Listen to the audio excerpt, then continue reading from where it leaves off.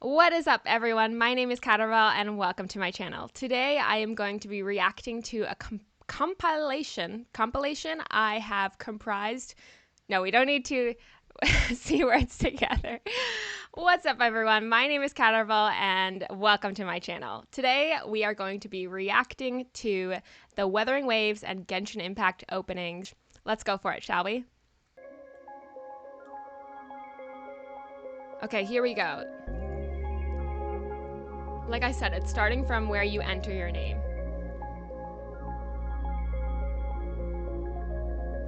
They both have two goddesses in the beginning.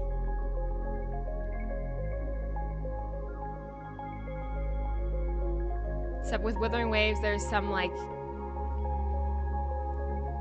you're in limbo and then you wake up where like, what's that movie with Matthew McConaughey? It's giving that vibe.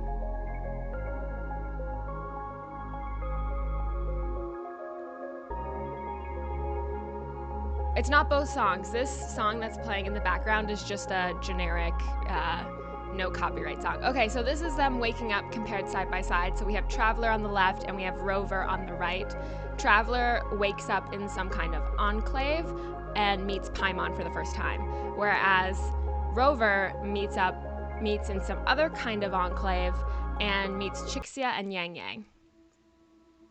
But Rover clearly wakes up, whereas Traveler's just sitting gracefully on this rock. Like, see what I mean? I thought that was kind of funny.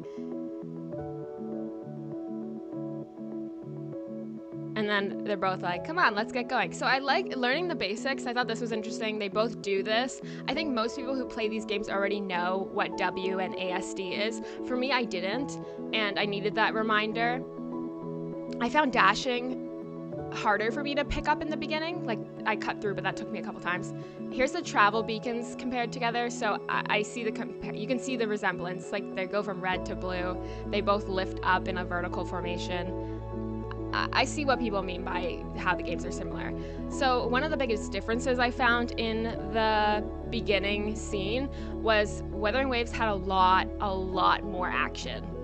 You steadily go through a phase of fighting 4 different types of enemies, even before you've got to the cut sequence of viewing the town. Like here, we've already got to the Genshin cut sequence of viewing the town. So then I had to skip ahead on wuwa, and you get to, this was an interesting similarity. Gotta pick up the stuff, you know? But they both have cut sequences with views of their towns with the red beacon thing standing up.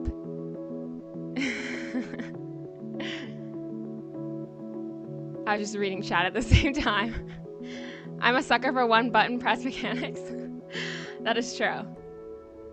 So here we have both the cut sequences. I would say this is like phase 1 of the tutorial, where Wuthering Waves already had some battles. At this point in Genshin, I've not battled at all.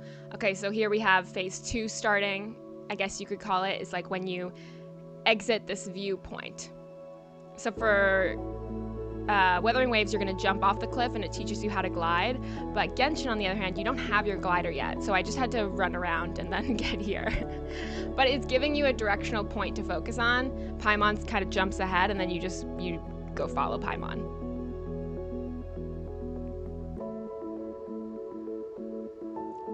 So this is the next cut sequence, and I thought it's interesting. Again, Wuthering Waves touching on that action point, whereas Genshin just touching on that storyline point of, you know, these worshipping statues that are carried on throughout the game.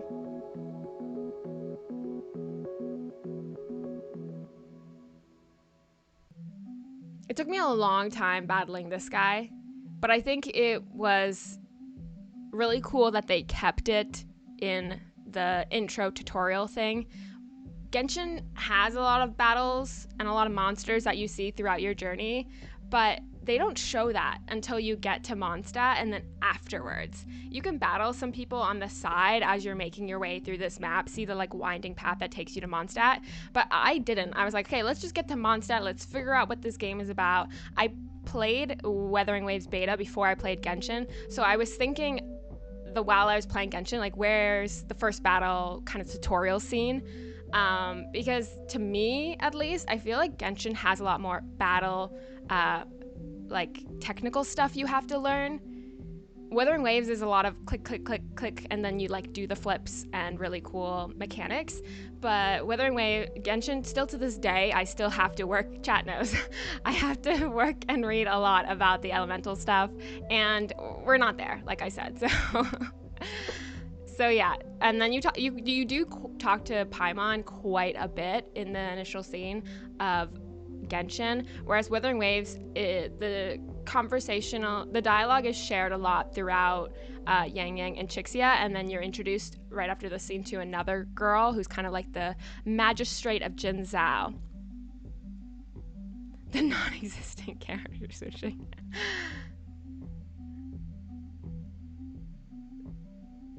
So yeah, so then in Genshin I was kind of just like, what do I do here? So I played around a little bit to try and like look at what the stuff is. Whereas with Wuthering Waves, you really are on a linear storyline, and they really emphasize learning some of these things. I put the same amount of effort in the initial scenes to learning both gameplays, and even though Wuthering Waves gives you a lot of information to take in about how to do attacks and stuff, I didn't put a lot of effort into learning it, and I still was able to do the attacks. So I think I like that about a game.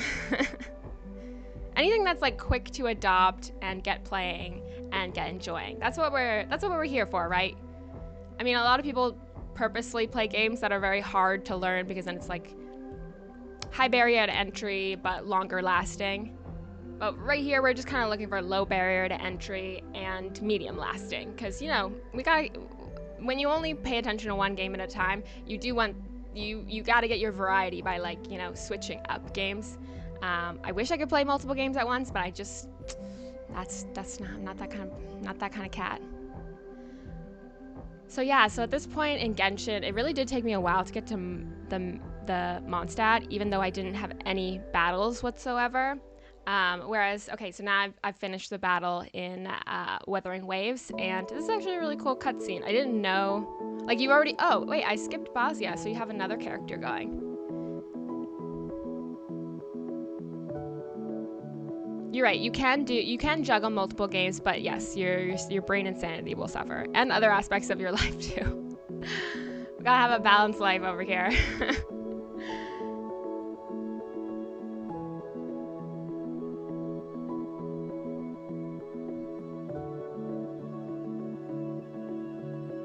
This echo scene is pretty good. This is Rover absorbing an echo for the first time. I mean, it is great. It's great. And then we have our first character, playable character being introduced second playable character technically, being introduced in Genshin, and that is Amber. Around the same time, Rover absorbs her first echo in-game, but we still don't have a second playable character in our game item box unlocked yet.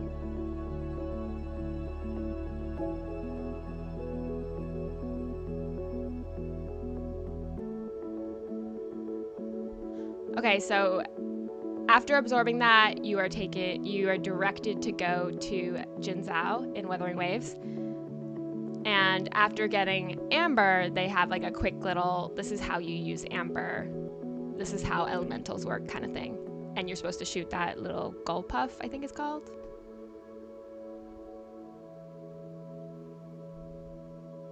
And so finally, when you get to Jinzhou in Wuthering Waves, you are introduced to Chixia, and that's your second playable character.